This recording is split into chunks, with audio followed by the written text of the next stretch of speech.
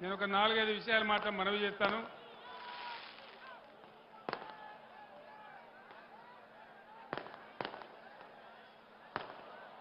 ఆనాడు నేను నీళ్ల కోసం, నిధుల కోసం, కరెంటు కోసం, మన ప్రజల కోసం ఉద్యమిస్తే 15 సంవత్సరాల పోరాటం తర్వాత బ్రహ్మాండంగా మనం తెలంగాణ రాష్ట్రాన్ని సాధించుకున్నాం.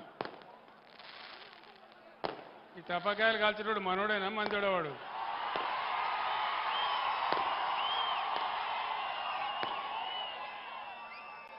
మనోడైతే అట్లా కాల్చాడు, మనోడు కాదా?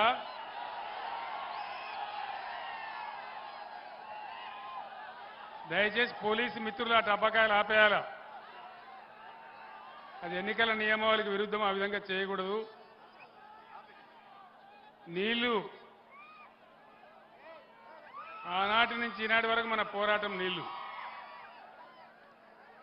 తెలంగాణ బతికే నీళ్ల మీద పోరాటం. ఈరోజు ఈ జిల్లాలో మినిస్టర్లు ఉన్నారు. ఇరిగేషన్ శాఖ మంత్రి స్వయంగా ఇక్కడ ఉన్నాడు. వీళ్ళు